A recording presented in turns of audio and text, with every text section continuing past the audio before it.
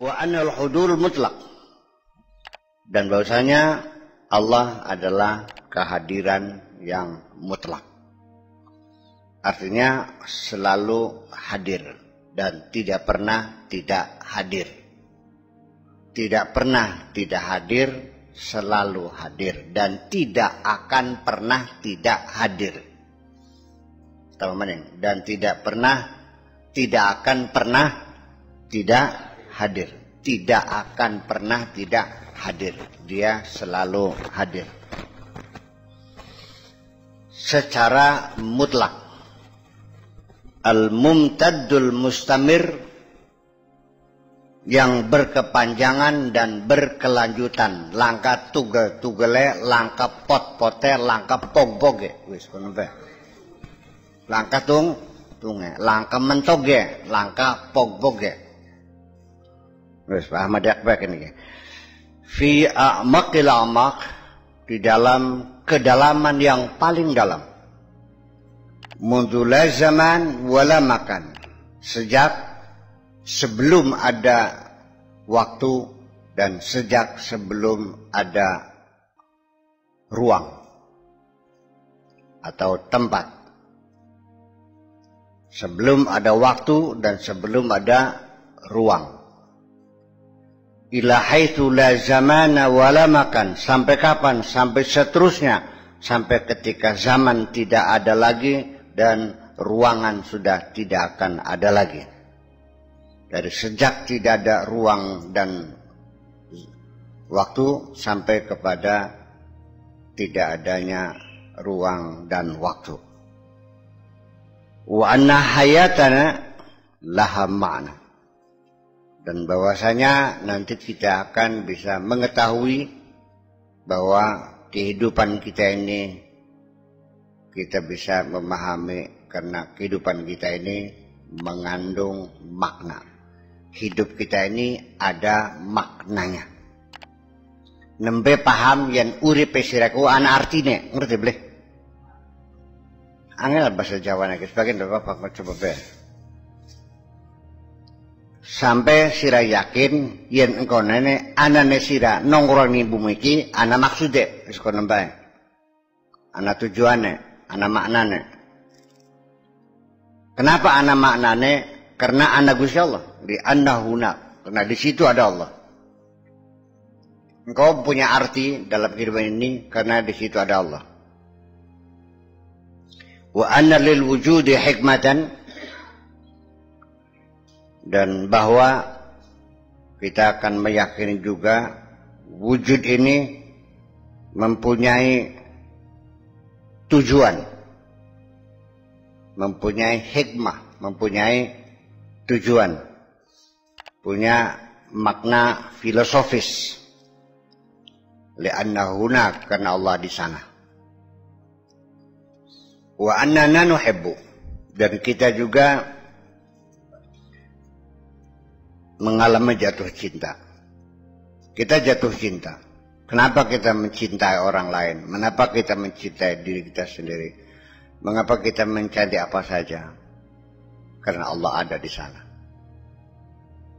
Wa annana natlubul adla wal hurriyah, dan kita juga menuntut keadilan, kita menuntut kemerdekaan, wal karamah, dan kehormatan, li'annahu hunaka, karena Allah di sana.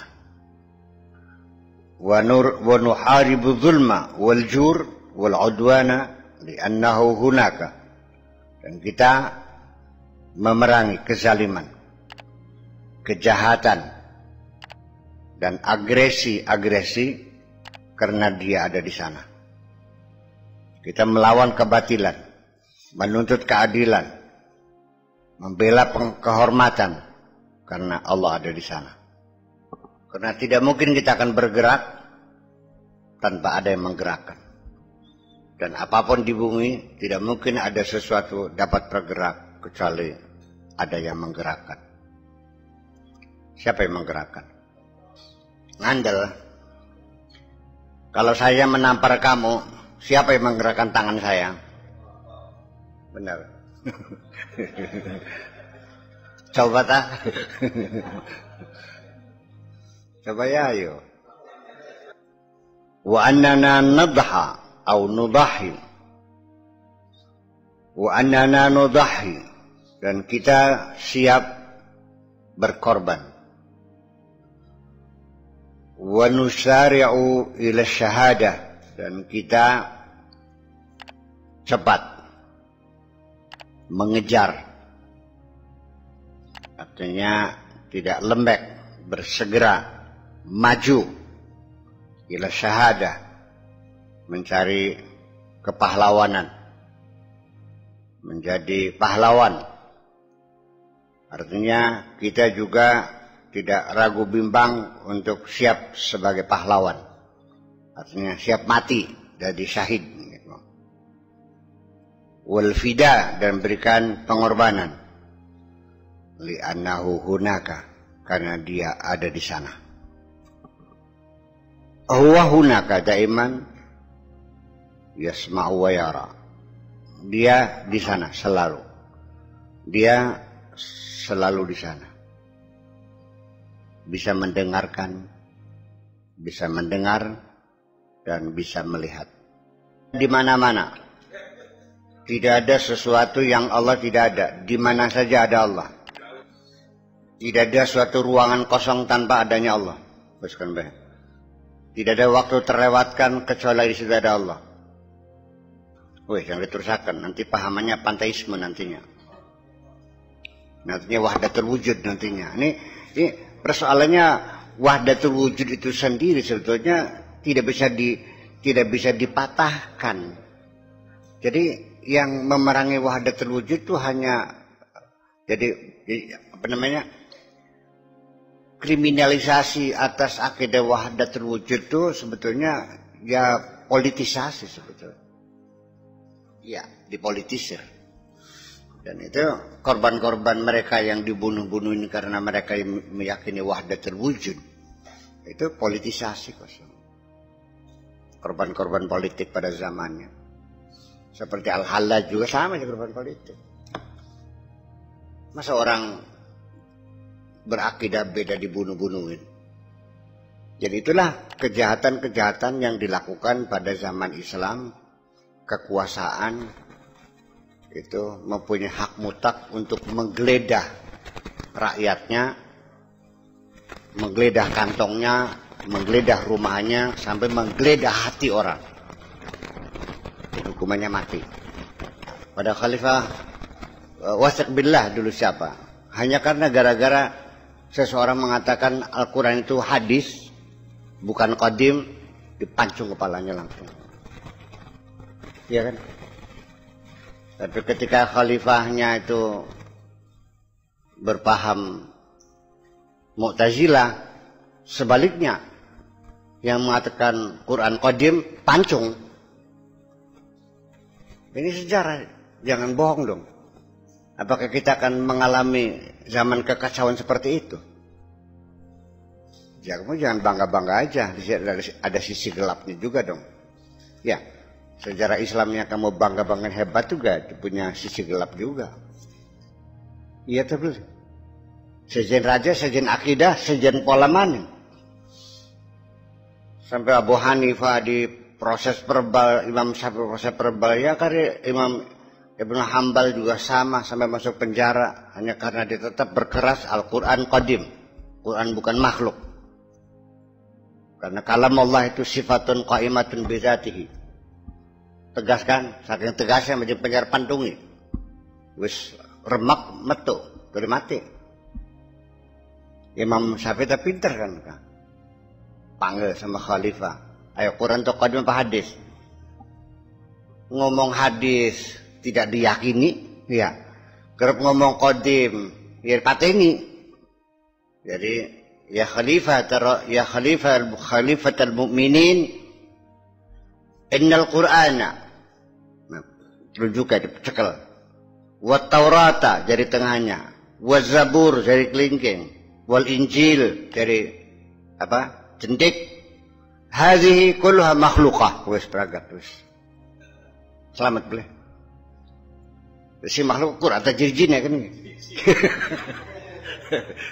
Selamat ya, seperti itulah kira-kira. Jadi pinter bi Mas Syafiq. Pinter. Jadi yang menjadi masalah adalah itulah. Makanya Al-Asy'ariyah, Imam Asy'ari itu makanya di samping juga kalam, innahu kana mutakalliman, kaunuhu mutakalliman juga. Jadi kalamnya qadim, kaunuhu mutakalliman juga qadim. Itu nanti mendetail itu kita bicarakan nantilah. Hatta min wara'i hujubil bahimiyah wal wahsyiyah, sampai yang terdapat di belakang tirai tabir binatang-binatang ternak, wal wahsyiyah, dan binatang-binatang buas, fil asadi, yang ada pada seekor macan, al-a'jam, ekor macan, murni macan, ya, sebagai makhluk kebinatangan, alladzi intahara, yang telah bunuh diri, nadaman, karena penyesalannya, wa akala yadaihi al-asimataini, dan dia makan sendiri kedua tangannya yang berdosa, allataini qatalata mudarribahu, yang kedua tangan itu telah membunuh sang pelatihnya sendiri. Sampai dimakan sendiri tangannya, sang macan saja punya rasa penyesalan untuk bunuh diri karena merasa tangannya berdosa membunuh sang pelatih. Tapi manusia yang membunuh jutaan manusia tidak pernah merasa berdosa. Cengar-cengir baik, ya, malah menepuk dada dan berbangga sebagai pahlawan, as the conqueror. Ya, sebagai seorang penakluk yang hebat, as the warrior and conqueror.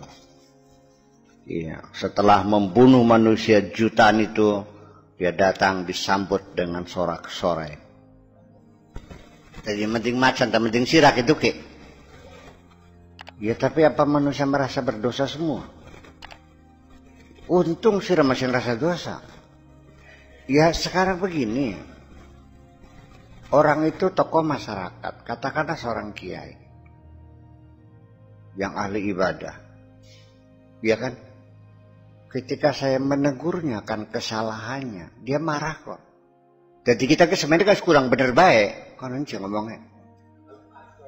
Dia tetap colok matanya bisa sih lah. Aku bener beko. Iya. Mana ada orang yang tidak salah? Kata dia salah karo siraku kayak perangko, lengket masuk urunga. So dengan siapa sih ngaku beli dosa, ngacung. Tercolok mata di sisan. Iya Kang. Ya fala tuzakku anfusakum, jangan sok rasa suci dong. Katanya begitu jangan sok rasa suci. Wala tuzakku anfusakum, janganlah sekali-kali kau mensucikan dirimu sendiri, maksudnya jangan menganggap dirimu paling suci. Saya kira begitu maksudnya. Hatta hayawan, sampai binatang pun syafa'an dzalikal hudur, dapat merasakan kehadiran itu. Binatang juga bisa merasakan akan kehadiran Tuhan kok. Kenapa dia merasakan? Dia merasa menyesal kok. Kucing bebaka nyolong pinang di telapuk ndase ketul ndeluk baja ndase kah. Merasa nyesal. Barang sidang beda rabine tangga cakar cengir bae. Diarak sedesa kah, ketangguhan kah? Oh, cakar cengir bae. Melambaikan tangan bagi pahlawan. Ana wong ketangkep KPK boro-boro ndeluk malah melambaikan tangan. Masya Allah. Ini gambar nih koran nggak anak. Ya, rendung ya. Iya, pahlawan koruptor. Jadi seorang koruptor merasa dirinya sebagai pahlawan. Ketika ditangkap KPK dia melambaikan tangan dia. Karisin saja mah pada ndeluk ditutupi kah? Bahkan razia pelacur kan hotel kah? Ndak ditutupi ya isinya. Badan koruptor melambaikan tangan dia. Pahlawan. Kita bisa nyolong duit rakyat. Syafa'an dzalikal huduris samawil azim. Dia bisa merasakan kehadiran langit yang besar itu. Wa kasyafa'an nuril aghwar. Dan dia bisa mengungkap cahaya yang sangat dalam. Biragmi ghirratihi, sekalipun dalam kekasarannya itu. Semono kasare ke, semono wadage ke, satuan kayak macan ke, bisa merasakan kok. Apalagi manusia yang lembut, yang halus, yang ini masih beli. Huwa daiman. Dia adalah, dia selalu. Dia adalah, dia selalu dia. Dia adalah selalu dia. La mahraba minhu illa ilaih. Tidak ada tempat pelarian kemanapun, tidak akan ada tempat pelarian kecuali ya kepada dia. Wa aynama wallaita wajhaka, kemana saja engkau palingkan wajahmu, falaisa sammata illa wajhuhu huwa. Kemana saja engkau palingkan wajahmu, ya tidak ada lain, engkau akan menghadap ke wajah dia juga.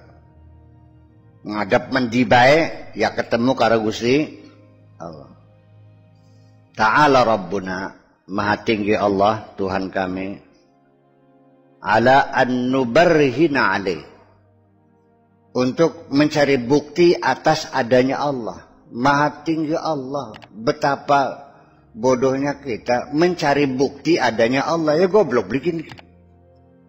Yang panas ngentak-ngentak srengenge dulu semono terang benderang ya, masih takon endi buktine ana srengenge. Berarti wong apa kun ku? Ana wong awan sing semono panas ya. Tulis bertanya mana buktinya ada matahari. Wong apa kun ku? Ya bakal kon sira picek kabeh berarti.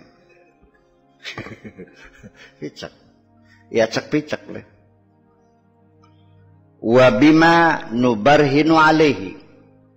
Dan juga kita mencoba membuktikan adanya Allah. Mencari bukti adanya Allah dan kita membuktikan adanya Allah. Wal kullu min huwa ilaihi qa'imun bihi mutawaqifun alaihi. Padahal semua yang ada. Wal kullu, padahal semua yang ada di langit dan di bumi ini adalah dari dia dan wa ilaihi, dan kepada dia. Padahal semua ini dari Allah dan kepada Allah. Qaimun bihi, bisa tegak, bisa hadir, bisa nongol juga karena Allah. Mutawaqqifun alaihi, dan semuanya tergantung kepada Allah. Lalu mau cari bukti apa lagi?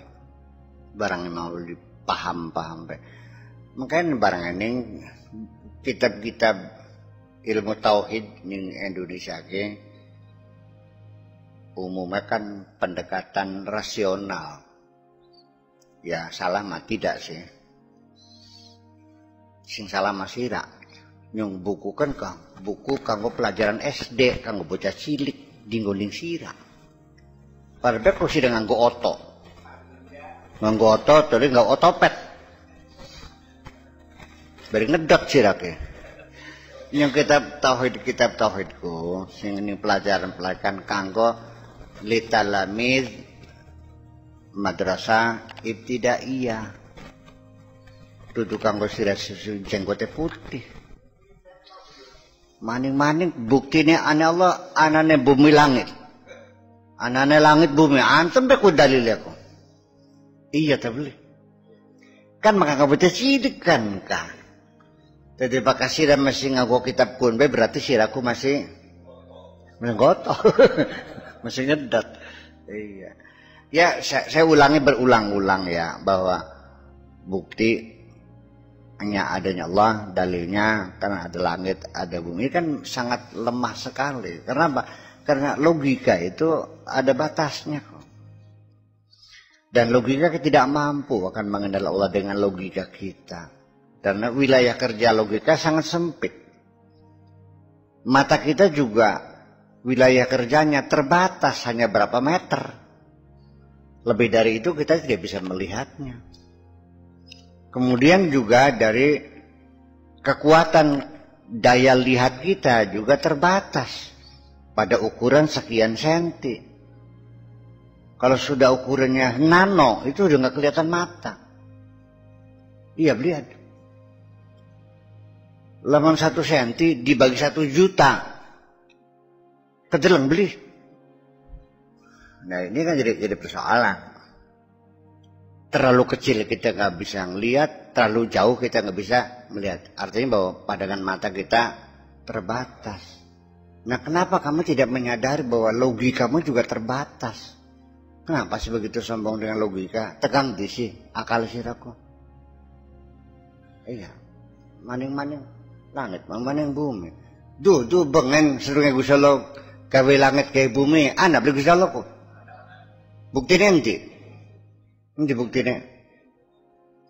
Nalikane sira detek takoni, Gusti Allah durung gawe langit gawe bumi.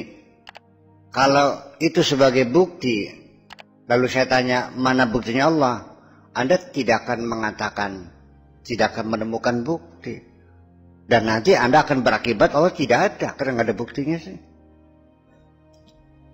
Jadi yang dibuktikan itu bukan alam ini membuktikan, bukan makhluk ini membuktikan adanya Khalik. Tapi Khalik yang membuktikan adanya makhluk. Karena makhluk ini adalah minal mumkinat, sesuatu yang mungkin bisa ada, bisa tidak ada. Kalau Allah kan wajibul wujud, mesti adanya. Mana mungkin mesti adanya dibuktikan oleh sesuatu yang mungkin adanya. Nah kalau tidak jadi, kalau tidak dibuat, itu kan menjadi masalah. Tapi itu biarlah untuk anak-anak kecil menganggap sebagai pendahuluan secara pedagogis, ya anaknya biarlah adalah seperti itu. Duduk kanggo sirah kin mah. Nyambu kesirane masing rahasia masih cilik ya mbu. Buktinya masih durung kawin dia, kehiduke kok. Guyon gitu kayak guyon. Iya. Jadi artinya bahwa tidak mungkin mumkinat membuktikan yang wajibul wujud. Huwa la siwa. Hanya dia yang ada. Yang lainnya nggak ada. Yang ada hanyalah dia. Huwa la siwa. Dia yang ada. Yang lainnya nggak ada. Wal kullu af'aluhu. Dan semua yang ada adalah perbuatan Allah. Semua yang ada adalah perbuatan Allah. Huwa sirru min wara'is sirri. Dia adalah rahasia dari belakang rahasia. Rahasia yang berada di belakang. Sehingga di dalam diri kita juga ada rahasia yang disebut dengan sir. Dan sir ini, rahasia ini, yang tahu hanya yang maha rahasia, yang berada di balik rahasia. Malaikat pun tidak tahu. Setan pun tidak bisa mengintip. Jin pun tidak bisa memantau. Yang tahu hanya dia. Sir kita ini tidak ada yang tahu kecuali dia. Di mana sir itu? Ya bagian terdalamnya hati. Bagian terdalamnya hati. lebih dalam dari palung laut yang paling dalam. Palung laut yang paling dalam itu tidak bisa diselami oleh apapun. Kapal selam pun nggak bisa. Itu kan berapa miliar ton akan tertekan orang yang berada di dalam palung laut itu. Ketedenan banyu semono gedene. Mati. Iya kan? Kita menyelam berapa meter paling tidak? 4 meter aja udah berat banget ya. Kalau ribuan meter ke bawah, ya nggak bisa. Kapal selam juga nggak bisa. Ya, di permukaan. Nah sekarang kapal selam sendiri juga sudah dimodifikasi, ada teknologi modern lagi. Jadi sekarang kapal selam buatan Amerika yang terakhir tuh bisa beli nongol-nongol selama 6 bulan. Tidak perlu nambah oksigen. Nggak usah. Karena dia punya saringan khusus dari air laut itu sendiri, dikipas ya, dan lalu oksigennya diambil untuk napas tentara yang ada di dalam kapal selam sampai 6 bulan. Bahan bakarnya pakai nuklir, cukup hanya dengan kilogram uranium, dan dia bisa memutar sekitar 6.000 kilometer. Wes mentok kan. Lalu laisa lahu ta'rif. Allah itu tidak bisa didefinisikan. Tidak ada batasannya dan tidak ada definisinya. Tidak ada qaul syarihnya. Tidak ada ungkapan deskriptifnya. Kenapa? Li'annahu marji'u jami'it ta'rif.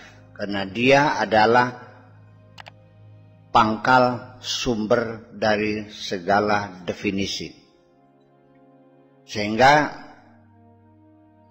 lafzul jalalah itu disebut dengan a'raful ma'arif. Pernah belajar nahwu boleh?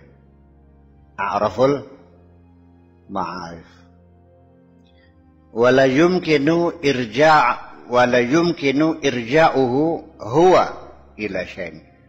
Dan tidak mungkin Allah dikembalikan kepada apapun. Gusti Allah beli bisa dibalakna mentipe kalau bisa, ya tetap Gusti Allah.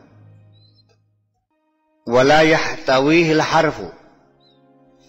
Dia tidak memuat huruf, tidak mengandung huruf.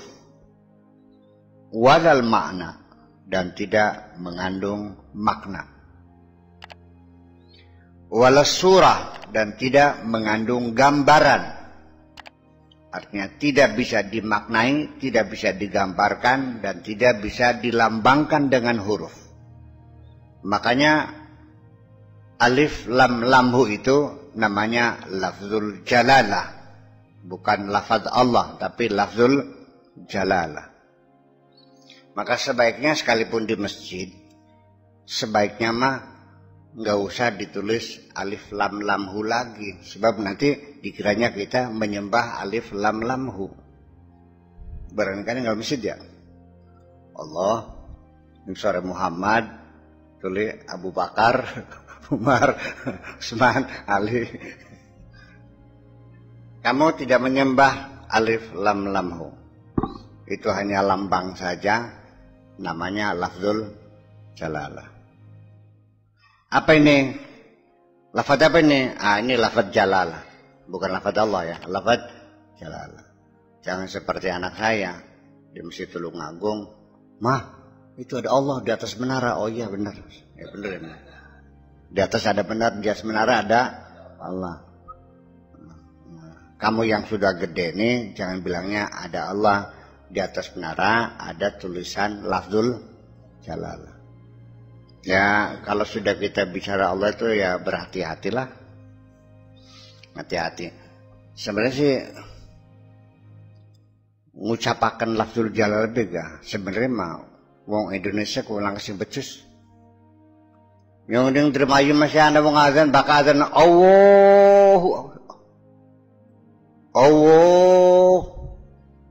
Aja siap. Ya fase disiap mah. Ana maneng sembayang Allah. Ana maneng Allah. Allah. Allah. Allah. Bok Allah siapa?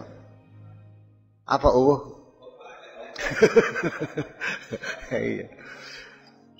Ya mesti ya dilatihlah lidahnya disetel kira-kira Allah senang mendengarnya gitu. Supaya Allah senang mendengarnya. Ketika namanya disebut, yang punya nama senang. Hamzahnya itu dibaca fathah dong. Allah, bukan Allah. Saya juga tersinggung kalau orang bilang nama saya Bapak Kiai Syukur. Apa meneng ditambah dewek nih MC nih Muhammad Syakur log dog boleh kun. Waduh seloro kita ke. Iya. Ahmad Syakur, Ahmad Yaskur. Ada lagi MC mengatakan sekarang saatnya tiba ceramah rohani, ceramah santapan rohani disampaikan oleh mubalik yang saya tidak kenal namanya. Gelem busuk kan sama konon. Dudu guyon itu iya itu benar enggak? Nah. Ya kita ya tek jawab ya. Terima kasih. Saya sebagai orang yang tidak punya nama dalam kesempatan ini ingin menyampaikan kan gitu. Tapi dia bilangnya yang tidak tahu namanya ya saya juga mengatakan terima kasih saya memberi tidak punya nama.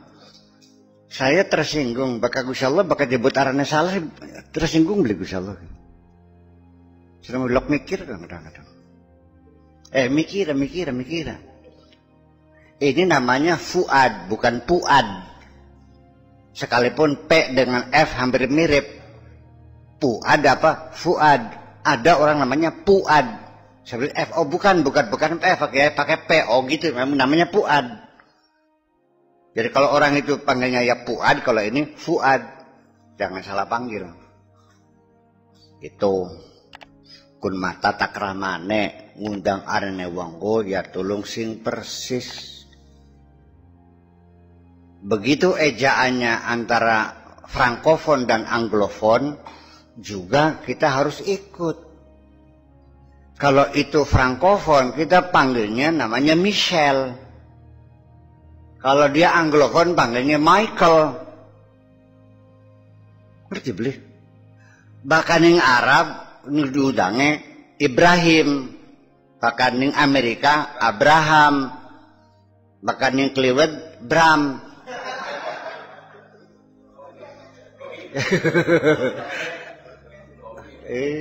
Bahkan yang Subang Broim.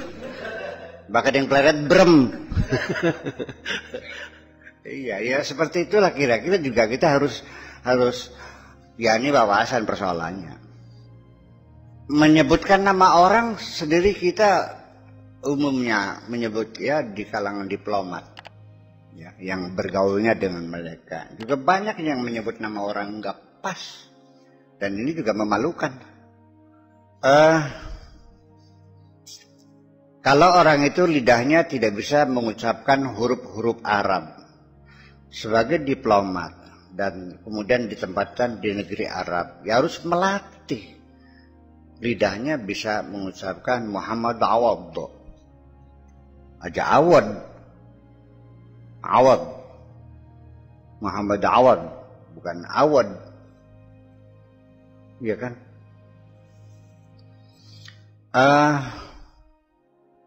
Banyak sekali yang perlu kita ketahui, banyak. Artinya begini, sebetulnya kan harus banyak belajar lah. Ya sih, udah kayak belajar sih, Rak. Iya. Sampai kapan? Sampai mati. Iya. Belajar pengen. Lamun sampai ya punya aja tidak mati nemu ya belajar antem gue belum gangger beli apa? Pur kan enggak. Belajar baik aja, tapi bodoh angger bagi dulu.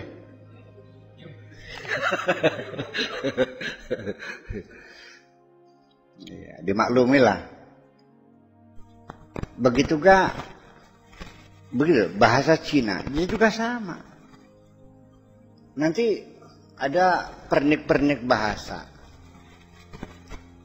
Kalau kita tidak pernah belajar bahasa Arab secara betul, menyebutkan lafzul jalalah juga nggak bisa tepat.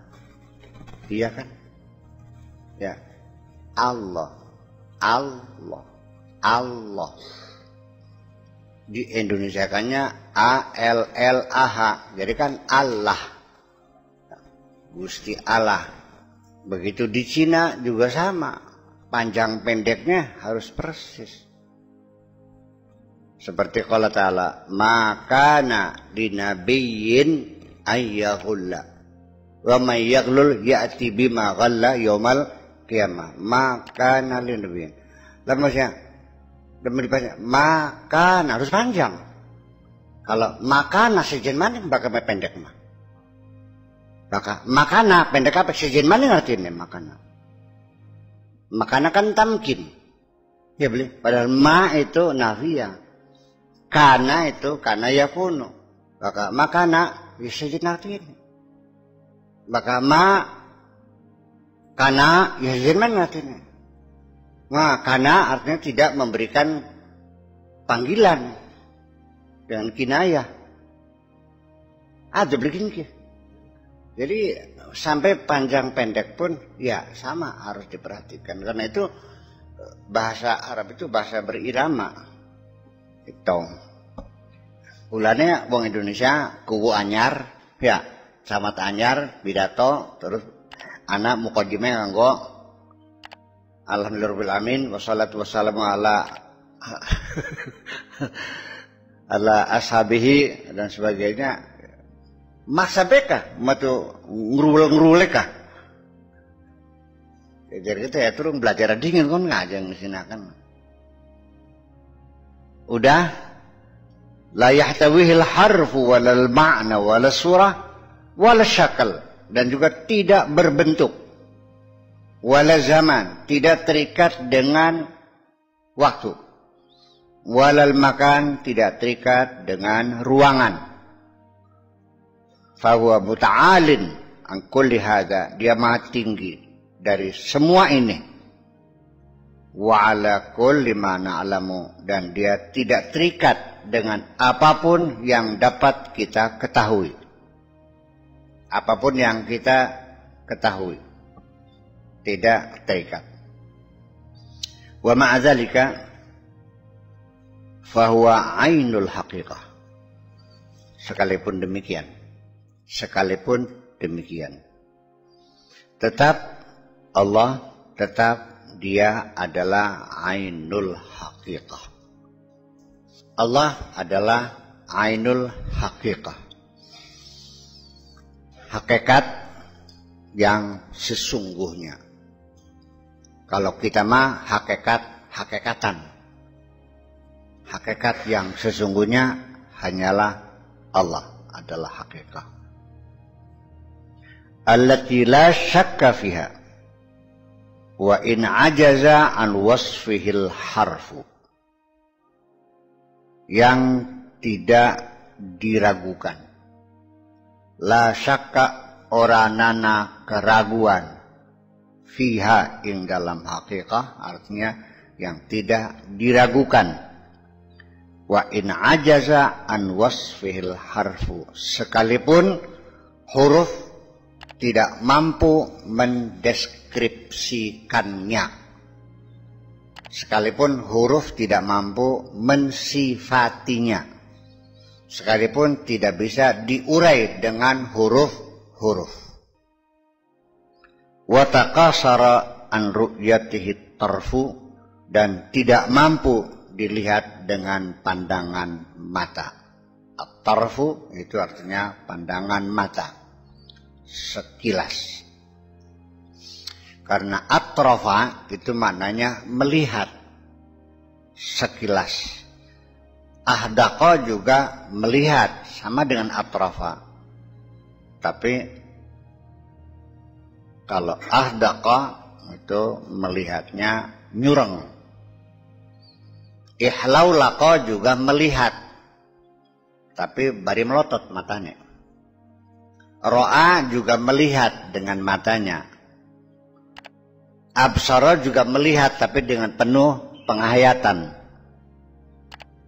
Nazara juga melihat, tapi sambil difikirkan. Ngerti bikin bahwa setiap kalimat mempunyai makna yang berbeda, dan ini saya tidak mampu untuk menerjemahkannya ke dalam bahasa Indonesia. Karena kita melihat saja, ya ada melihat, menolotot, mengerling, ya. Apa maning? Melirik, mendelik, ya mendelik, melotot. Itu maksudnya wa taqasara an ru'yatihi tarfu fa amruhu kasyauq. Jadi persoalannya ketika kita ingin mengetahui Allah itu ibaratnya atau umpamanya seperti suatu kerinduan. Satu kerinduan yang kita rasakan di dalam hati kita. Allati nukabiduhu tulal waktu, yang selalu menjadi beban, kerinduan yang meremas jantung kita ini. Tulal waktu, sepanjang zaman. Wa in ajazat an wasfihi, wa in ajazta an wasfihi wa ta'bir anhu, sekalipun engkau tidak mampu untuk mendeskripsikannya dan engkau tidak mampu untuk mengurainya, untuk menerangkannya, seperti hanya rasa kerinduan yang menyelinap dalam hatimu itu, engkau menyimpan kerinduan. Sekalipun engkau tidak mampu untuk menerangkannya, tidak mampu untuk menguraikannya. Dan kalaupun engkau menceritakan tentang kerinduan yang ada dalam hatimu, saya kira tidak akan mungkin orang lain bisa merasakan persis kerinduan yang Anda rasakan itu. Jadi sesungguhnya keterbatas kita mengurai sendiri, apalagi kepada Allah sebagai ainul haqiqah. Kita mengurai sesuatu yang kita pahami, kita lihat, kita rasakan pun sulit sekiranya ada orang lain bisa persis memahami apa yang saya pahami. Saya membaca kitab ini. Saya paham. Lalu saya uraikan kepada kamu. Lalu kamu paham. Sama enggak tingkatan pemahaman saya dengan tingkatan pemahaman kamu? Setelah kamu paham, kamu uraikan lagi kepada orang lain. Dia paham. Sama enggak pemahaman dia dengan pemahaman kamu? Nanti dia ingin menerangkan lagi. Setelah banyak tangga-tangga ini, tidak mustahil terjadi distorsi.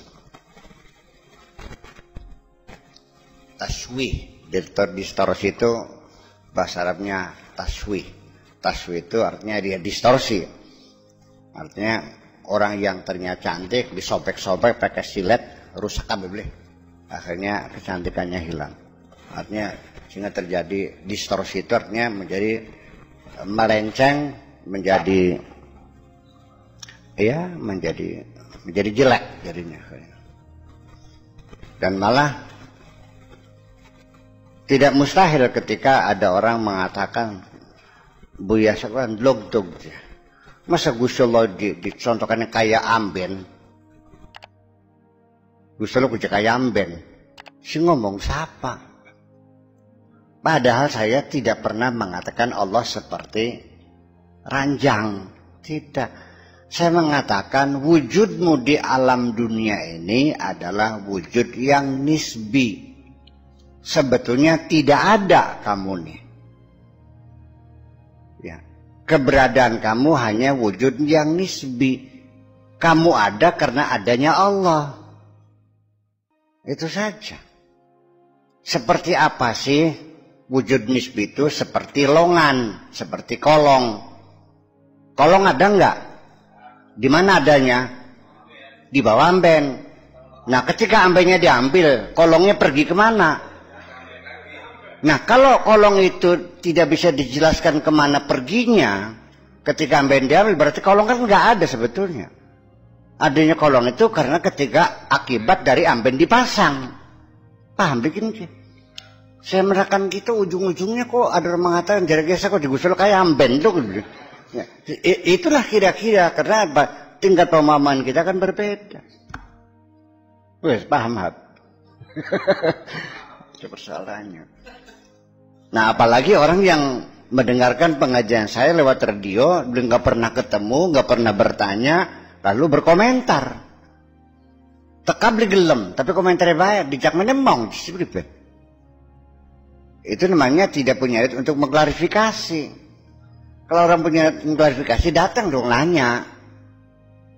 Iya boleh, sampai dikatakan goblok ya boleh. Ya kan begitu persoalannya. Saya sangat senang sekali ketika ada orang datang untuk mengklarifikasi. Kiai Umar juga saya bangga sama Kiai Umar Komplek Al-Maghfur lah. Kenapa? Dia mengklarifikasi sekalipun dia tidak datang ke sini dan saya tidak berharap beliau datang ke sini. Nanti saya kurang ajar dong. Masa Kiai Umar marni menek? Ngerti bikin ki? Masih menek dipanggil lah Ustaz Hasan Gopur, Kiai Hasan Gopur dipanggil sana, sengaja dipanggil menanyakan. San, jadi Kiai Syukur ngomongnya makan makanan nggih Pak Kiai. Alasannya apa? Anu cek kanan kola tala. Ya bener jangan galure. Oh. Bakal masalah kinsip. Jadi sekut mengkanan. Iya. Alasannya apa? Anak makanan. Ya bener anak galure. Terus ditanya semuanya. Ya wis selesai. Iya kan? Nah ya, yang untung Hasannya juga orang pintar juga kan. Iya, karena dia juga bisa ngaji juga kan, bisa menerangkannya kan gitu. Nah, barang kan man on the street yang ditanya. Orang di jalanan, di warung kopi, ngalur ngidul bekaru-karuan kayak terus. Nah itu, jadi ya itulah bagaimanapun juga. Nah ini saya beginilah ya prosesnya, distorsi. Nah ketika Nabi 63 tahun usianya, kan ngomongannya kayak orang ini. Anak beli penyelewengan di perjalanan. Ada. Makanya diseleksi, difilter, disaring lagi oleh orang-orang yang hebat kayak Bukhari Muslim. Sehingga akhirnya ini dhaif, ini maudhu, ini mursal, ini. Paham bikin ke? Kalau tanpa mereka kan kita amburadul kan ke? Iya kan? Nah itu. Jadi apalagi kita mau menceritakan Allah. Iya. Lamun kita nerangkan Gusti Allah ning sira, samun tuke cangkem, durung tentu sira paham pada karo paham kita ke. Tapi minimal rada paham titik kan beda suntung. Ya rada paham titik kalau. Nanti setelah proses selama bertahun-tahun. Nembe akhirnya setelah bertahun-tahun biar padang nembe bunter nembe kini bunter kan iya bunter ya kan gitu. Jadi ukurannya wong ngaji nih kan ke sepisan pindo masih belum paham kan masih kayak terbah kok bakal senggal setahun rong tahun nembe sebab bukan hanya Anda, orang secerdik seperti Bupati Purwakarta, namanya Deddy Mulyadi, sekarang nyadon, kursi kedua. Dan saya ngaji di pendopo setiap bulan di sana, pendopo Kabupaten Purwakarta. Ya sampai dia mengatakan saya aneh sekali, kok Pak Kiai seperti kok berpikirnya akrobatik banget sih. Ngerti akrobatik? Jungkir balik. Akrobatik. Ya persoalannya, ya karena saya mencoba, beginilah, saya melihat persoalan, mencoba melihat dari berbagai sisi. Ya kan gitu.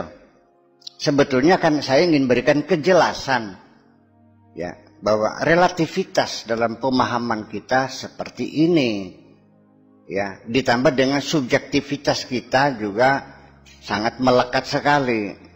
Ya, sehingga persoalan ini bisa saja menjadi benar dari sudut pandang sini, menjadi salah dari sudut pandang ini, dan sangat memungkinkan menjadi orang berbeda pendapat. Maka saya mengatakan bahwa perbedaan pendapat itu adalah suatu hal yang wajar. Aja nyewat sudah mau, saya pendapatnya nyewat, ngejak kulit, seperti Batman ya. Ya bisa sing bener sira, bisa sing bener kan, bisa sira karokan salah kabeh kan iki. Bisa sing bener sira, bisa sing bener kan, bisa-bisa salah kabeh, bisa-bisa bener kabeh. Ya. Selama kita di sini kita tidak bisa memastikan mana yang benar, karena itu hanya bersifat paradigma aja. Apa saja yang paradigma, yang kalau non eksperimentalis aja ngotot, karena tidak wajib dipercayai, kecuali kalau paradigma yang eksperimentalis sudah diuji berulang-ulang, sudah ada rumusnya, ada kaidah umumnya, dibuktikan, itu mah wajib dong. Ya, dulu orang mengatakan bumi itu mendatar kayak permadani digelar. Itu kan paradigma. Kalau sekarang kan bumi bulat kan eksperimentalis. Beli ngantil ya semua bengak, beli ngantil mah. Los bengetan terus ngetan, kan enggak tekan mengemen mana sih rok. Bak kamu bungetot akhirnya balik mana mubang berikut karena. Ya, dengan satelitnya, dengan segala macamnya, udah nggak. Ya terlalu gobloknya kalau orang masih sekarang masih ada yang meragukan bahwa bumi itu bulat, diragukan. Masih ada loh, ada kelompok kecil yang tetap kokoh nas Al-Quran. Wa ja'alnal arda firasha, bumi terhampar, sebelah kanan yang jeblos. Iya, bakal bengiku, artinya serengekin dari kontak malaikat. Bakawanku serengenge di rogo sing nggak tahu kena awan dadinya konan. Nah bakal lindu ka, unku anu kan karena kijangnya lagi wahin. Soalnya disangkan ning kijang emang udah pakai iwak ini banyu ini baskom ini di. Ya seperti itulah kira-kira. Jadi pada akhirnya sapegele samuntuke los ceritakanlah Allah. Iya kan? Pasti nanti persepsi orang akan berbeda. Karena Gusti Allah napira. Napira Gusti Allah. Tapi dalam pikiran kita kan berbeda-beda. Ada berapa? Ya, kalau manusia 1 juta ya ada 1 juta perbedaan. Langsung pada. Dan kelasnya akan bertingkat-tingkat yang tak terhingga. Kalau tingkat kepegawaian mah 1A, 1B, 1C, 1D, 2A, 2B, 3A, 3B, 4A, 4B, 4C, 4 detrimen tahu selangkah. Bahkan yang birokrasi mah. Bahkan yang kemarifatan ya nggak ada. Nggak ada orang yang setingkatnya. Wa fawqa kulli dzi ilmin. Nabi Musa adalah nggak yang lebih pintar lagi? Ada. Nabi Khidir. Sadura namanya beli. Ya namanya. Makanya Sayyidina Ali itu ketika akan memandikan kanjeng Nabi, ada suara dalam kamar Siti Aisyah tuh. Karena Nabi kan meninggalnya di kamar Siti Aisyah. Ketika akan dimandiin, ada suara, nggak usah dimandiin. Nabi kan orang suci, nggak perlu dimandiin, udah langsung dibungkus saja. Saya ragu nih, suara siapa ini? Gitu. Dia ragu-ragu. Tapi juga tidak akhirnya dia berhenti tidak memandikan kanjeng Nabi karena ada suara mengatakan nggak usah dimandiin karena dia orang suci gitu. Masa Nabi dimandiin orang suci kok gitu? Dalam keadaan bingung, datang suara lagi, bohong, jangan ikutin, setan tuh, mandiin. Gitu. Senilai, siapa kamu? Saya Khidir. Gitu. Baru Khidir. Ini Tegalago, mana kah? Baru bagi Sabtu kah?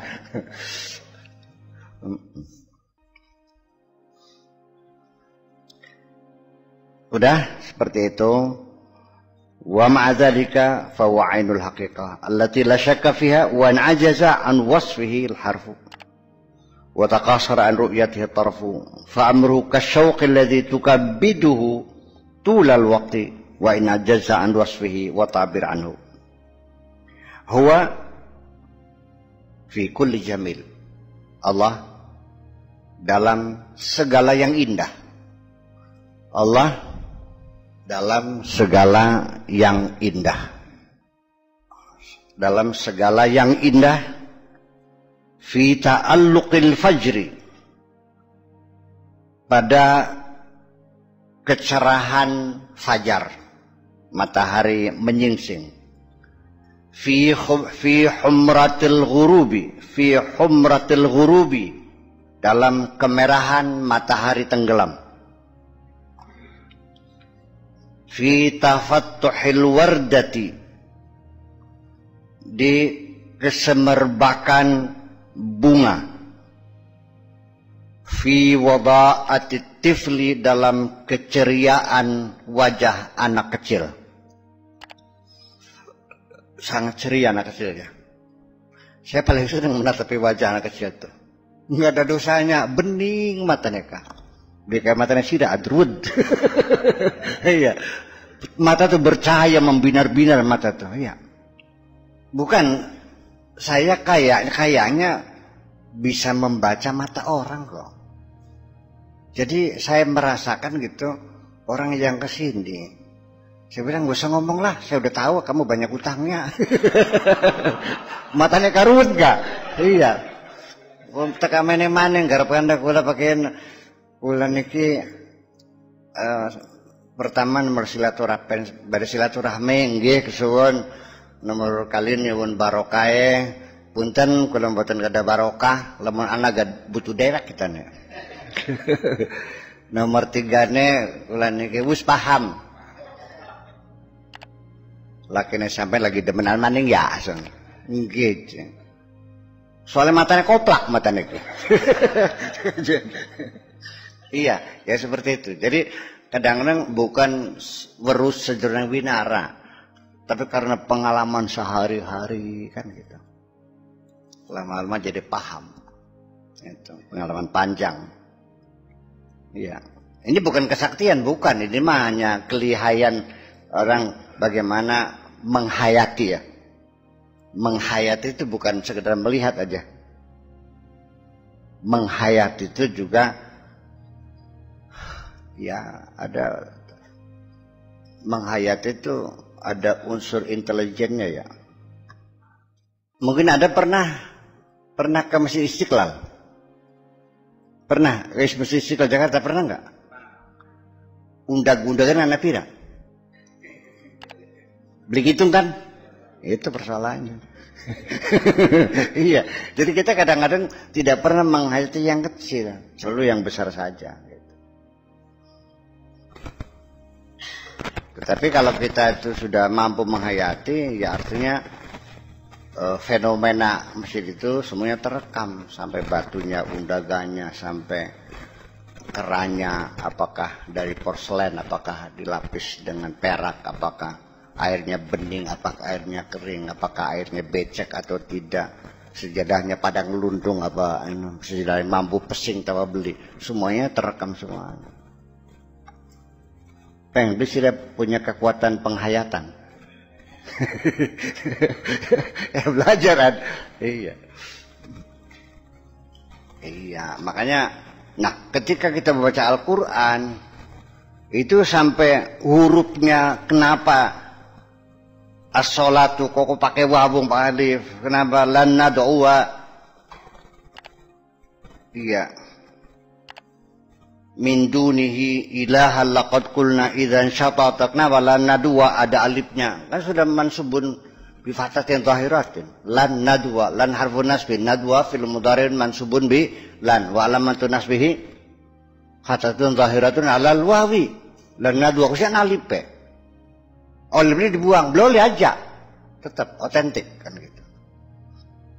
Itu ya bakal matanya bolong ya orang bilang apa-apa. Mana bocah semua ayunya lewat terus siapa aja kan wah goblok tuh mesir. Semanang dia oleh hebat ya. Iya. Kalau kita menghayati mah waduh bokongnya gede. Tak telengku. Kinki goyang kerawang jepongan kah? Bokong mah gede tapi kaku. Nganggo bantal kan kah? Bokong bantal pantesan. Jadi beda iya, bakal bawa asli mana geter ya kan ya, melangkah aja. Kaku. Nggak bisa dawa. Ang Sarip, lah memperhatikan beli cerita mau nunggu. Iya, ya itulah.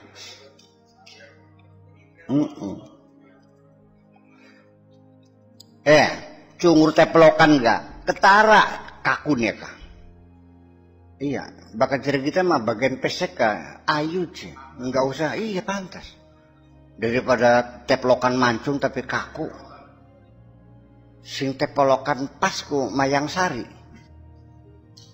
Pas, artinya mungkin nambahnya berapa mili gitu ya. Jadi pas gitu. Wes gamblang boleh. Itu dalam segaya indah wa fi sadhil asafir, dan dalam kicauan burung, wa fil uyunil wasi'ati, dan di mata-mata yang jelik, mata-mata bende, mislu kuusil hinan, seperti bunga-bunga merekah ya, seperti mata onta. Belok matanya kok gede kok, matanya ambak dan hitam ya. Onta itu matanya indah loh, besar dan hitam ya. Kalau sekarang kan ditambah dengan shadow, bulu matanya lentik ya. Supaya lentik pakai apa? Diteplok pakai maskara, tambahlah bulu alis buatan maskara. Tapi ya tidak selalu menambah indahnya mata. Soalnya apa? Lentikannya itu terlalu njlekipak ya, barang wajahnya bulat. Kalau wajah bulat, bulu matanya itu jangan terlalu melengkung sekali. Paham belum sih ilmu make up kok? Ora ya wis. Ya pemerah pipi ditambah boleh pakai shadow yang tipis, lalu disapu lagi, ditambah dengan bedak lagi, dibasahin dikit supaya merahnya itu kilas-kilas. Tapi kalau mukanya bulat ya jangan tidur dong, tambah bulat bisa dadinya. Jadi dari atas ke bawah gitu, itu ada ilmu semuanya itu seperti itu. Tarahu fi kulli hadza wa taqul. Kamu melihat semua itu dan akhirnya engkau akan mengatakan Allah. Allah layap, macam dan ayu, matanya delik. Allah, astagfirullah. Iya, masya Allah. Iya, dalam sehari ini nyetir mobil Lamborghini beli. Allah, mbu orang arti. Saya tidak mengerti dosa atau tidak, cuman saya merasakan itulah keindahan Allah. Gitu. Taquluha walau kunta kafiran. Sekalipun kamu kafir dengan telugu Allah, angger bae melihat sesuatu yang sangat indah, Anda akan mengatakan tanpa Anda sadari Allah. Sampai ateis yang naning Belanda, yang naning Inggris, wong sing bilang andel pangeran kah? Ketika dia mendapatkan sesuatu yang menyenangkan, oh my God. Ada bilang apa meningkatku. Oh my God. Ya kan? Oh my God. Oh my God. Aja my God dia, my God. Jadi O-nya dilembutin dikit. Dari sini bilang God. Iya. Sound system, the sound system. Ya pelu itu sih barangnya mah. Oh my God, dia digeguyung kan mah. Where you go, yang enggak ada where you go tuh. Where you go. Yantiqu lisanuka, mulutmu akan berucap. Birrogmi angka, di luar kesadaran kamu. Baka juga apa mananya birrogmi ya? Kumprung sira ya, kumprung ya. Non? Bahasa Indonesia baka birrogmi apa kumprung? Birrogmi anfika, kumprungnya cungur sira konon. Rogma anfika itu kumprungnya cungur sira, kan maksudnya. Sekalipun ya, engkau tanpa kamu sadari, mulutmu akan berucap amamal jamal, melihat kecantikan, liyaqula Allah. Dalam Jupe nyanyi lagu Beladuren Allah. Ah itu lebih ribet. Masa adu ya belenak adu mah, adu bakal runtuh ke aduku. Kalau yang indah tuh Allah luar biasa gitu. Kama tasrahu hinama tatalawwa bil alam.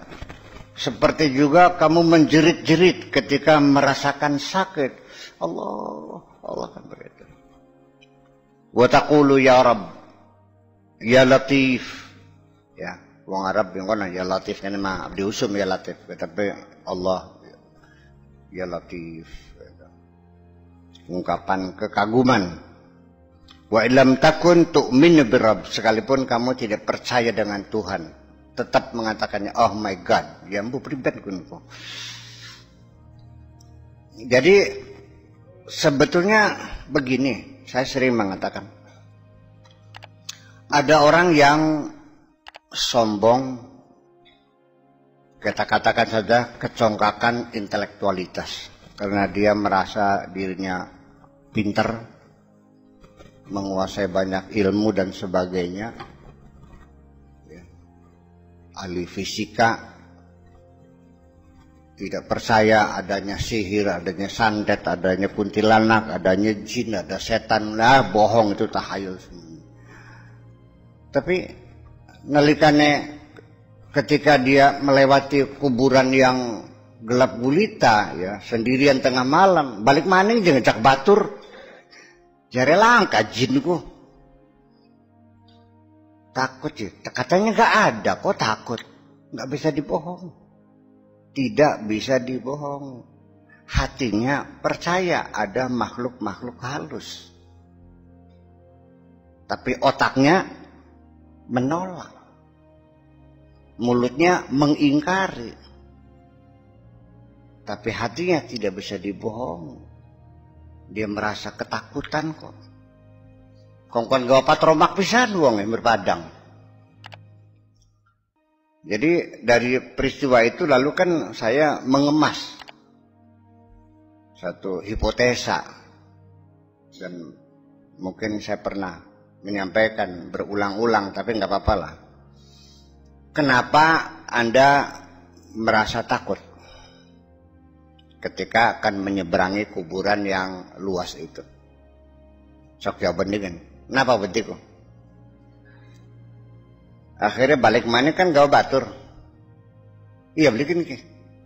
Wong 10 dikawal, pator makan 5. Bering gawa genjring 3. Hilang beli bedi ki.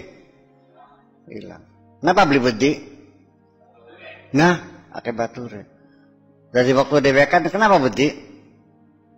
Ya kadang ngerasa dewekan beli. Jadi orang takut itu adalah dasarnya berawal dari karena dia merasa sendirian. Padahal engkau menghalau rasa takut itu adalah tipuan. Engkau menipu dirimu sendiri, merasa tenang karena banyak teman, itu adalah tidak genuine ya, tidak asli, tidak murni. Itu hanya memalsukan dirimu sendiri. Kenapa demikian? Ketika bahaya beneran datang, ada macan datang meraung, wong singan tersirat pada melayu dewek-dewek beli. Ternyata orang yang Anda percayai untuk menghilangkan rasa takut ternyata tidak akan melindungi diri Anda. Jadi saya akan bertanya, kenapa sih Anda tidak pernah merasakan bersama Allah aja, yang selalu ada di mana saja?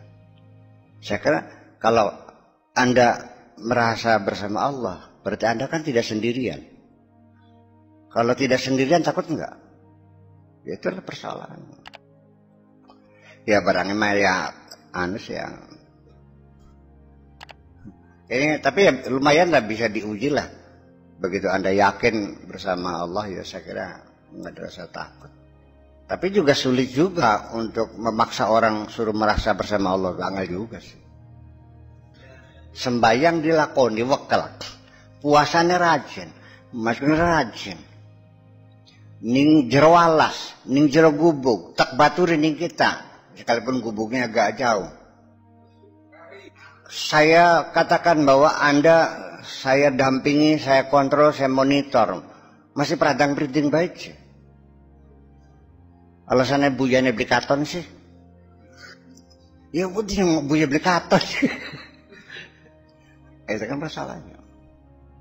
Karena beli karton gak dia beli ya betul.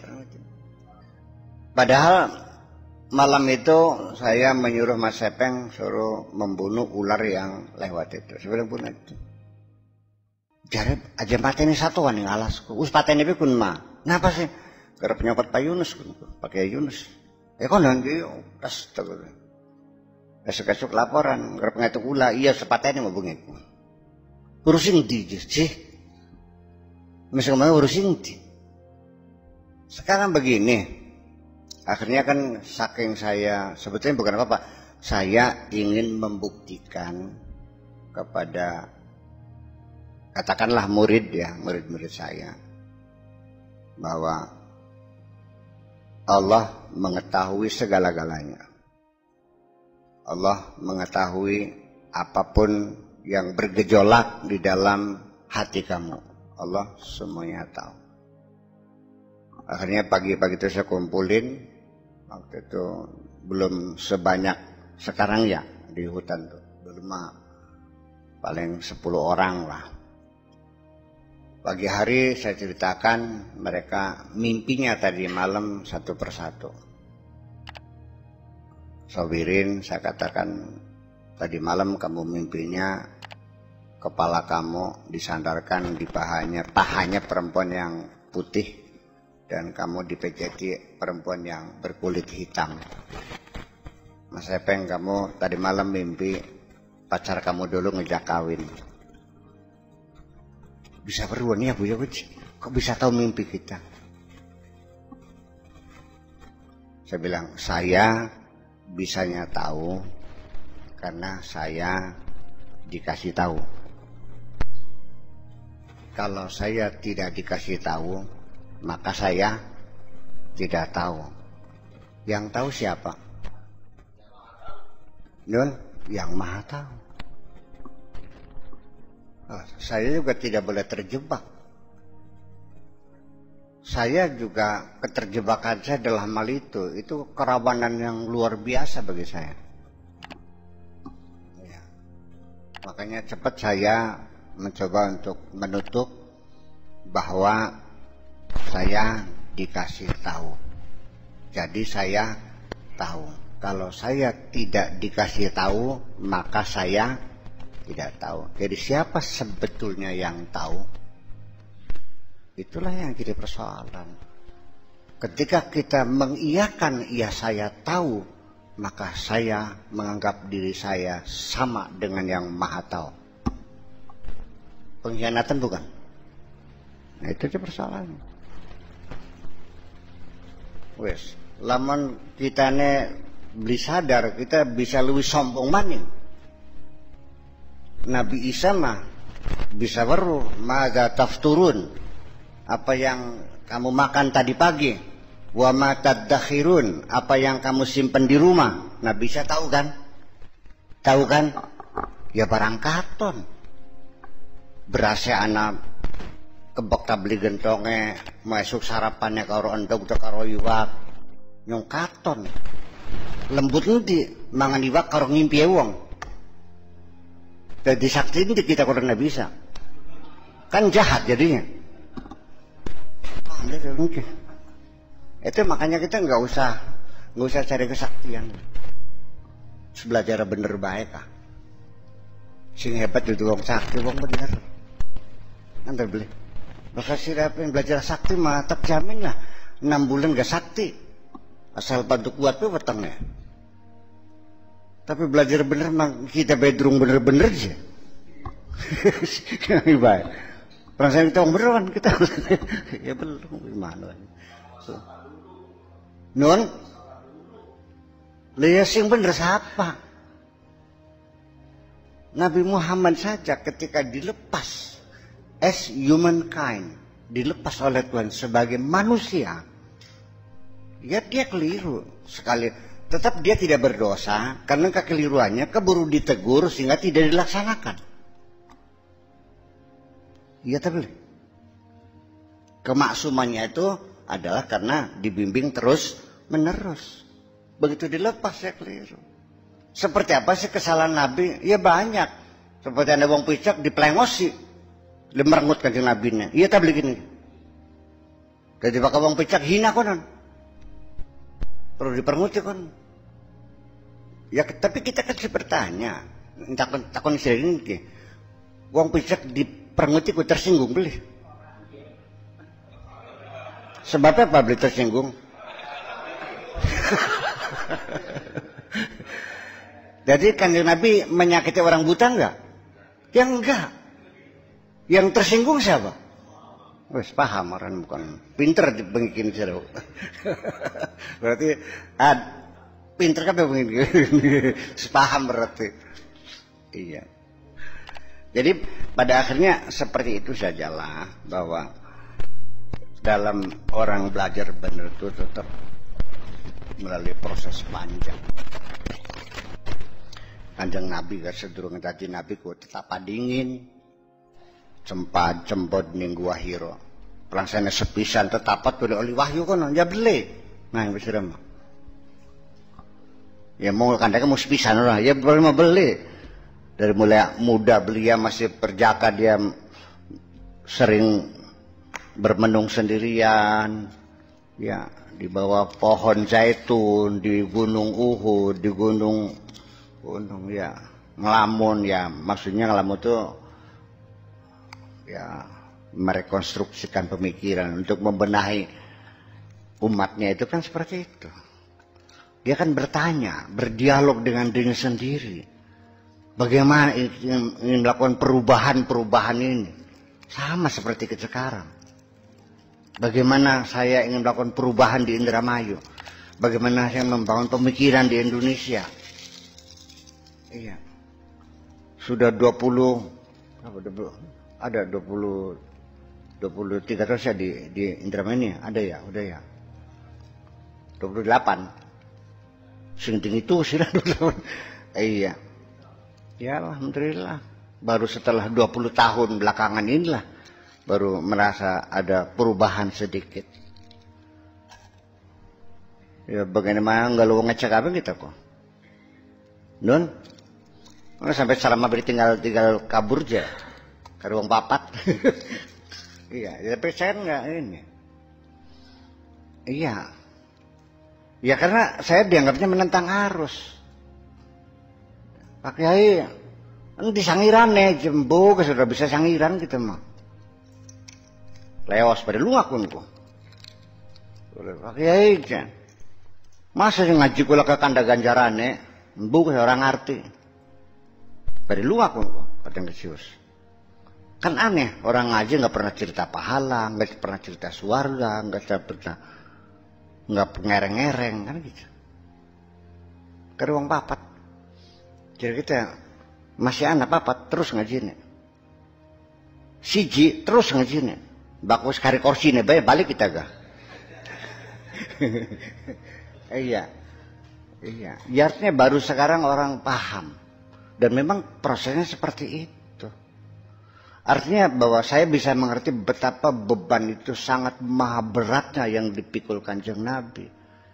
Dia harus melakukan perubahan di tengah masyarakat yang buta huruf, yang jahiliyah, yang tidak punya tatanan moral sama sekali. Anak perempuan dikubur hidup-hidup. Pemerasan, penistaan, perbudakan yang merajalela pada zamannya. Kita engkene ki wis pada bisa maca kabeh. Malah ya akeh sing bisa maca kitab. Iya, akeh sarjana. Betapa ringannya beban saya semacam ini. Tetapi juga hasilnya tidak pernah optimal. Iya kan? Wah yang lawan kita nih ding suku Asmat sing mesti ngokoteka. Waduh, wis lenger. Ning kertas maya wis modern kan nggo klambi, nggo sarung. Iya, wis pada nggo lipstick, nggo shadow, sing nggo maskara gak akeh. Wis, artinya wis sudah ini juga masih sulit perubahan. Jadi artinya kita juga apresiasi terhadap apa yang dilakukan oleh Kanjeng Nabi itu. Dan yang mengatakan bahwa Nabi itu hebat, bukan saya kok. Allah yang mengapresiasi ya. Bahwa Kanjeng Nabi itu dalam melaksanakan tugas menyampaikan agama kepada umat manusia di tengah-tengah kota yang jahiliyah di Mekah itu. Dia laksanakan tugasnya dengan sempurna. Artinya secara profesional, luar biasa. Al-yawma akmaltu lakum dinakum. Bahwa engkau telah melaksanakan tugas menyampaikan agama dengan sempurna. Pelaksanaan tugas Kanjeng Nabi dilaksanakan dengan sempurna, bukan agama yang sempurna. Ada catering nih. Ngantar tabligh. Ini kan gak masuk akal, kan nggak jarang didengar oleh orang. Selama ini kan kita mengatakannya bahwa Islam sudah sempurna kan. Waktu Nabi mati, perbudakan diharapkan belum. Menurut kamu, cocok nggak dengan kemanusiaan orang dijual dibeli itu? Jadi udah selesai belum? Dan tidak terbayangkan akan ada perdagangan online kan? Ya bakal dagang, kalau fikir kan harus muayana, sudah diteleng barangnya, diteleng supaya jabu bodoh beli. Kalau pakai online gimana, boleh nggak? Kita akan mengharamkan. Ya kan? Artinya kan belum selesai kan? Ya itu. Jadi maknanya atau minimal akmaltu lakum tuh artinya kucukupkan. Wis, sida tugasnya tekan kene bae. Masa beli mati-mati? Beli balik-balik kono. Terus nongkrong kono kan ngurusi sira kok. Ya wis cukup. 63 tahun masih di akhir usia produktif. 63 sebetulnya masih sangat produktif loh. Saya 67, saya masih sangat produktif. Masih bisa, ya, masih bisa nyupir mobil dewekan Jakarta Surabaya bolak-balik kita makin kayak. Kanjeng Nabi kan apalagi tidak pernah sakit, ya kan gitu. Fisiknya yang sempurna, semuanya sempurna, penglihatannya, pandangannya, orang budak aja nama, masih utuh kabeh, waktu meninggal kok. Masih sangat produktif sekali. Kan gitu. Tetapi tugas dia ya sudah selesai. Yang sudah sempurna adalah tugas dianya. Sudah selesai, bukan agamanya. Agamanya diteruskan nanti, dikawal oleh penerus-penerusnya. Makanya Kanjeng Nabi mengatakan al-ulama warasatul Ambiya. Para ulama itulah yang meneruskan perjuangan Kanjeng Nabi. Bukan ulama tinggal menikmati kesempurnaan. Masih bikin. Artinya apa? Peluang ulama untuk melakukan revisi-revisi penyempurnaan. Kita akeh wong beli terima makanan ini. Ya beli ada. Udah sempurna, yang lebih sempurna. Yang Nabi bikin negara saja belum punya border negara aja belum punya batas negara, masih awang-awangan baik. Siran nyawang ngapatane wong dosa beli. Ayo, ada mungkin batas negara digeser, perang bikin gitu. Nabi setelah meninggal, negaranya udah dibikin patok belum? Batasnya nggak ada aja. Sampai sistemnya pun tidak pernah dijelaskan, ditunjuk. Apakah presidentil, apa parlementer, apakah republik presidentil, apa republik parlementer, apa kerajaan yang parlementer, apa kerajaan yang totaliter, apakah kesultanan, kan tidak.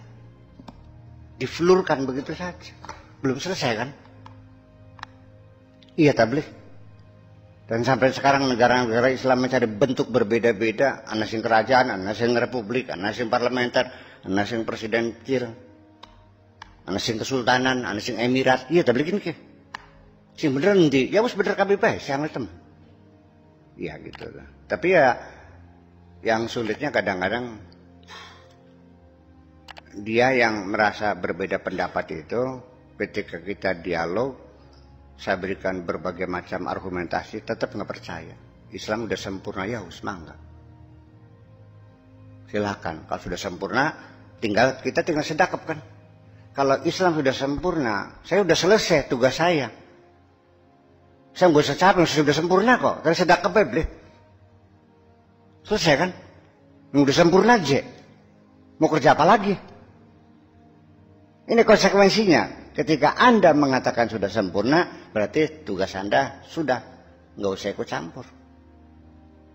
Ini sudah sempurna aja, mau diapain lagi? Kita bekerja keras, berijtihad, menggali, menafsirkan. Dan kadang-kadang temuannya juga berbeda-beda kesimpulannya. Iya kan? Ada nggak putusan hukum yang satu mengatakan haram, yang satu makruh, yang satu halal? Ada nggak? Yang ini bilang batal, ini bilang tidak batal. Itu kan satu bukti atas ketidaksempurnaan agama yang sedang kita ini. Maksudnya minimal kalaupun kita katakan sempurna, itu artinya dasar-dasar keagamaan, fondasi-fondasi keagamaan yang diletakkan oleh Nabi sudah sempurna. Dasar-dasarnya saja. Jadi mengandung berapa makna ini? Ada 4 makna. Sempurna dasar-dasarnya, sempurna selesai tugas, sempurna artinya sanjungan Allah terhadap kinerja Kanjeng Nabi yang sangat profesional. Dan keempat adalah pemahaman Islam sudah sempurna, artinya kita tidak perlu menambahkan, tidak perlu merevisi. Yang benar mana terserah kamu. Saya tidak memaksa kok. Iya kan? Yang penting bakas saja pendapat, tolong aja ngejak tukaran, konflik tema. Nah, ini menjadi persoalan yang menjadi rumit bagi kita semuanya. Karena memang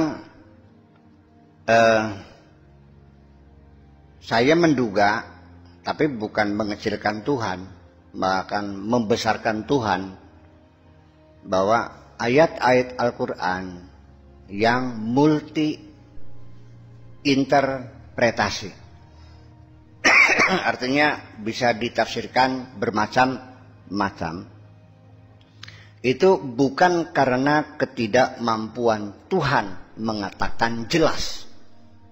Kayaknya ada desain disengaja supaya kita berbeda. Karena Allah juga menghendaki dunia ini berbeda. Sampai apa? Sampai rame. Blenak nih dunia bakal wong tukaranku. Andal beli. Iya. Enak gak berbeda? Enak kok. Bineka Tunggal Ika. Keberagaman ini menjadi satu kekuatan bagi kita. Kalau perlu dalilnya bahwa nantinya perbedaan-perbedaan itu setelah Allah mengatakan atau berfirman di dalam Al-Qur'annya yang menimbulkan multi interpretasi. Sehingga menimbulkan perbedaan itu kayaknya disengaja. Kenapa? Karena perbedaan ini nantinya oleh Allah dijadikan bukti atas kebesaran Allah. Bahasa kita berbeda. Wa min ayatihi. Setengah saking piro-piro ayat-ayatnya Gusti Allah. Bukti-buktinya Gusti Allah. Bukti apa? Bukti kebesaran Allah. Ikhtilafu alsinatikum. Beda bahasa kamu. Ini adalah bukti betapa hebatnya Allah. Lah mesti ada bahasanya pada. Bahasa Jawa kabeh, Amerika, Belanda, bahasa Jawa kabeh. Anda tidak menemukan bukti hebatnya Allah. Dengan banyak bahasa ya Allah. Allah ku hebat banget ya. Bisa bikin bahasa ribuan bahasa. Malah lebih ribuan bahasa. Akhirnya apa? Kecerek deh. Allah kan. Barang sirane emong beda pengen pada ya goblok teman. Iya. Dengan sengaja Allah bikin agama bermacam-macam. Anak Hindu, anak Buddha, anak Kristen, anak Islam. Ramai bikin ki. Kari wong Kristen itu gawene siapa? Wong Buddha gawene siapa? Bukan duduk dengan Gusti Allah. Wong Islam gawene siapa? Gawene siapa kaping? Oh, kalian meyakini bahwa orang hidup mah bukan ciptaannya Allah.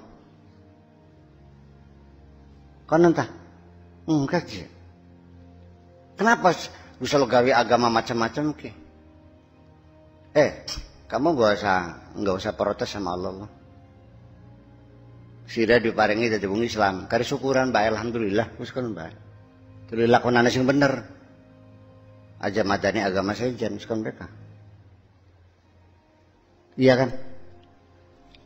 Anda boleh komparasi, melakukan studi komparasi dengan agama lain silakan.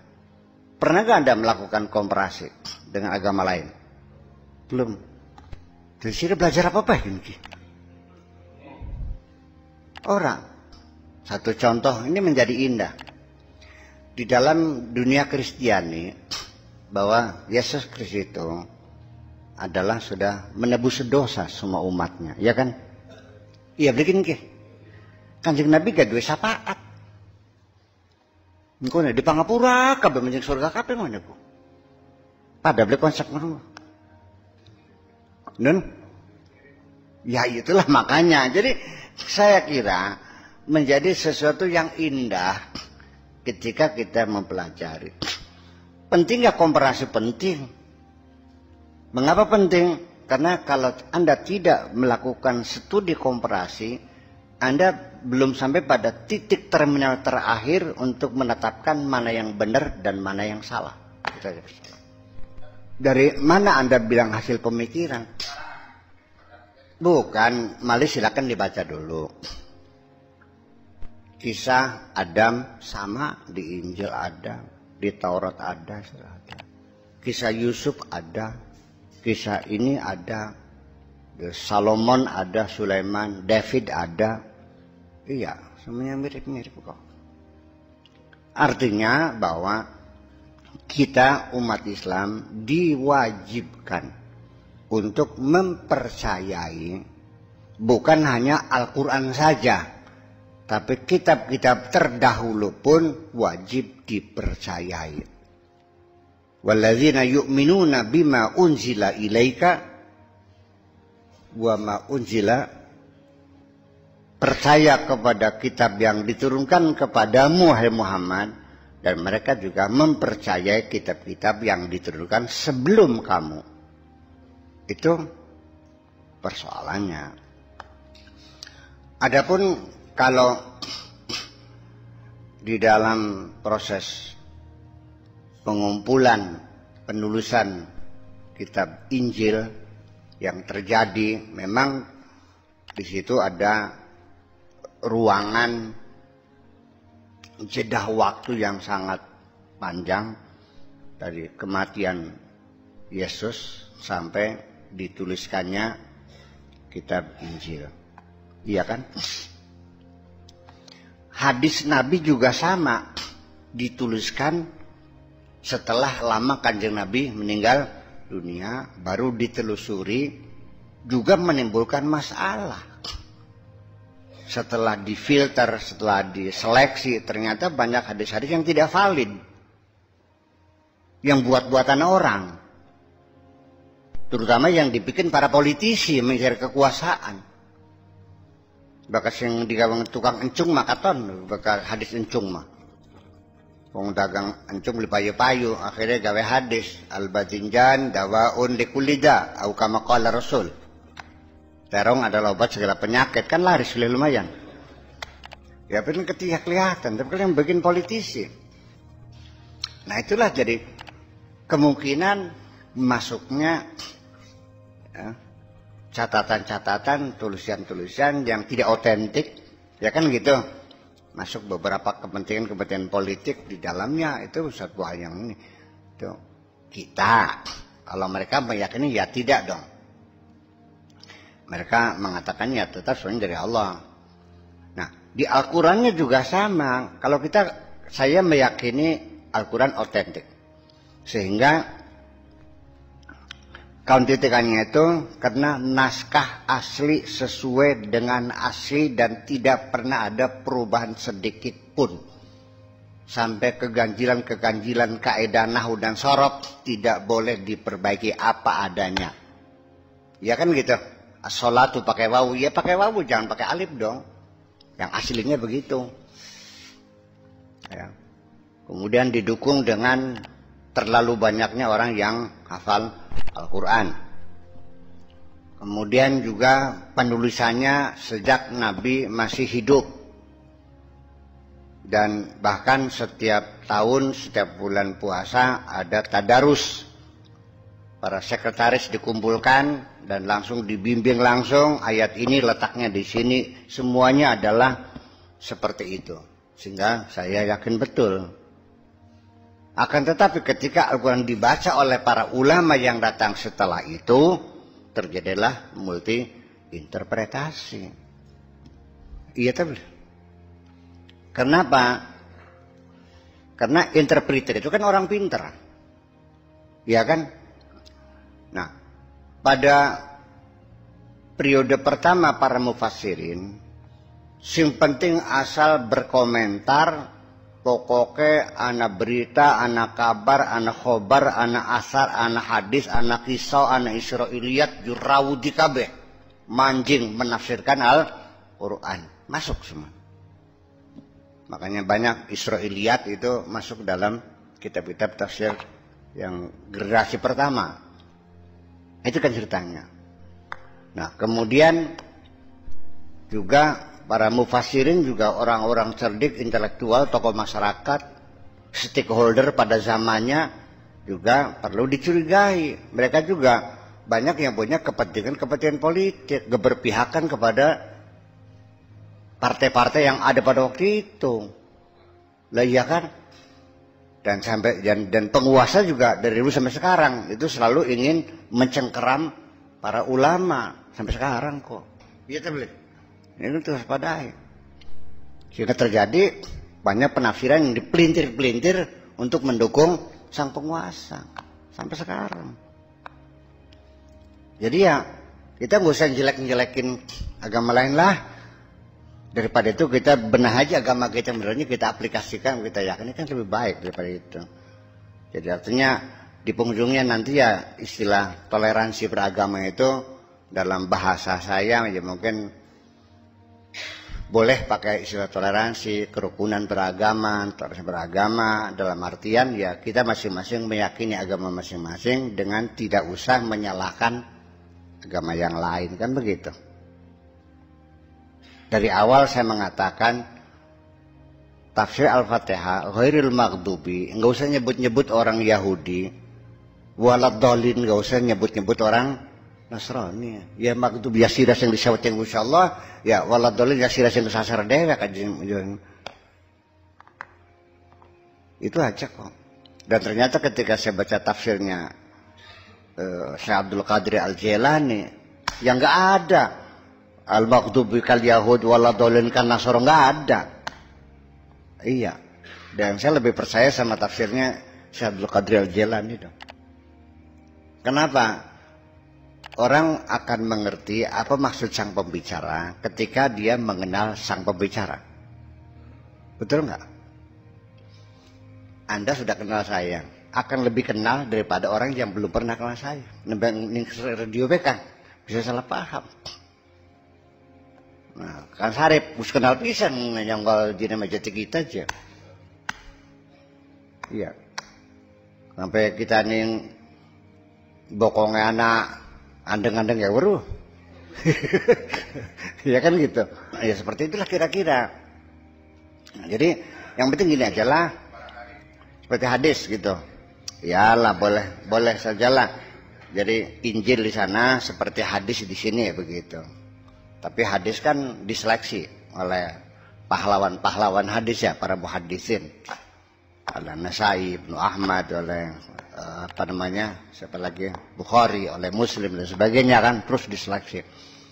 Ya, ternyata hasil karya mereka juga diseleksi lagi oleh ulama Azhar terakhir, juga ditemukan beberapa hadis yang dhaif dalam Sahih Bukhari Muslim itu.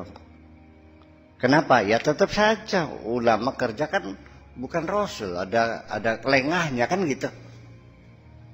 Mungkin dia mengumpulkan hadis dari seseorang, ketika diteliti, nah, dia pandai melakukan pencitraan kan gitu, menyembunyikan kebusukannya, ya masuk sahih kan gitu. Padahal mah pembohong dia tuh. Yang seperti itu. Maksudnya apa hadis itu? Iya, maksudnya dulu nanti. So, kalau kita kembali ke hadisnya bisa berbeda persoalannya. Yang kita akan kita bahas pemahaman Anda terhadap hadis itu. Bukan man azzama maulidi kuntu syafi'an lahu yaumil qiyamah. Itu maksudnya apa? Coba yang Anda pahami dari hadis ini apa? Nanti itu kita diskusikan. Yang kita diskusikan bukan hadis itu, tapi pemahaman Anda terhadap hadis itu. Jadi kita ngomong mendetail nih, sahabat. Ini kita berpikir akademis ya ada. Ya enggak ada. Iya. Mengagungkan kelahiran Nabi. Yang maksud dengan mengagungkan kelahiran Nabi ini apa? Implementasinya mengagungkan kelahirannya. Nah, muludan kan gitu. Nah, itu yang kita diskusikan, bukan hadis itu kan gitu. Pertanyaan pertama, apakah Nabi pernah mengadakan ulang tahun kelahirannya? Para sahabatnya melakukan ulang tahun kelahirannya? Tidak kan? Sampai untuk penetapan bulan Qamariyah, bulan tahun Islam, kalender Islam saja, Sayyidina Umar itu memflur ya kepada para sahabat bagaimana kita menetapkan tahun Islam ini. Di situ ada 3 opsi kan. Dihitung tanggal 1 bulan Qamariyah itu, bulan Islam itu dari lahirnya Kanjeng Nabi. Yang kedua mengatakan dihitung sejak kematian Kanjeng Nabi. Yang ketiga hijrahnya Kanjeng Nabi. Yang menuntut dimulainya tahun 1 bulan hijrah itu dari lahirnya Kanjeng Nabi ditolak. Karena mereka mengatakan apalah artinya kelahiran seorang bayi. Iya kan? Yang opsi yang kedua kematian juga ditolak. Apalah maknanya suatu kematian. Islam besar itu sejak hijrah. Dan situlah perjuangan besar adalah berawal dari hijrah. Mendunianya Islam itu setelah hijrah. Maka disepakatilah pada hijrah Nabi. Jadi artinya dari awal sendiri, sahabat awal, kelahiran Nabi itu tidak pernah menjadi persoalan. Lalu orang mengadakan muludan. Kapan muludan perayaan lahirnya Nabi itu diadakan?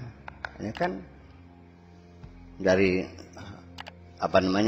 Salahuddin Al-Ayyubi yang perangnya kalah dan kalah akhirnya untuk membangkitkan semangat gairah Islam kepada umat Islam supaya etos kerjanya, semangat juangnya, cinta Allah harus dibangun, makanya dia merayakan Maulid Nabi. Kan setelah Itu. Jadi kan sangat tidak mungkin Nabi mengatakan hal semacam itu. Iya kan? Berarti dibuat-buat enggak tuh? Dibuat-buat. Tetapi saya kan tidak semudah itu untuk menolak hadis Nabi. Kita juga berhipotesa, andaikan ini hadis itu memang benar dikatakan oleh Nabi. Mungkin kan Nabi mengatakan itu betul? Mungkin kan? Jangan bilang enggak dong. Nah, ketika Nabi itu mengatakan demikian, maknanya apa? Jelas maknanya bukan nyuruh orang mengadakan mauludan. Sebab maulidun itu bisa makna dzaraf zaman, bisa makna dzaraf makan. Ya kan? Udah. Jadi di mana dzaraf makan tuh tempat lahirnya Kanjeng Nabi. Di mana Nabi lahir? Di Mekah. Berarti Kanjeng Nabi mendorong umatnya supaya memuliakan kota Mekah sebagai tempat kelahiran saya. Dan ketika Mekah itu dikepung dan dikuasai, hanya 2 tempat yang aman untuk bersembunyi orang-orang kafir di Mekah adalah di Ka'bah dan rumahnya Sufyan. Jadi artinya bahwa kita harus menghormati, memuliakan ya rumah Tuhan.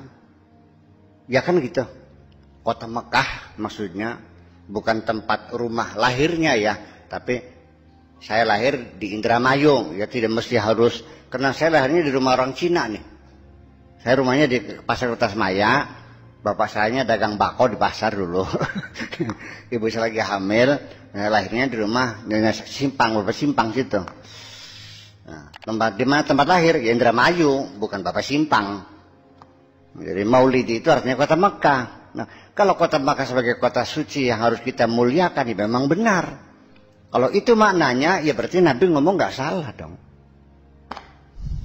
Ya, jadi saya kira kita mesti melihat kalau kita mengatakan maknanya itu muludan, ya kita ambil keputusan bahwa itu hadis palsu, hadis maudhu. Tapi kalau Nabi benar mengatakan begitu, maknanya adalah kita harus menghormati kota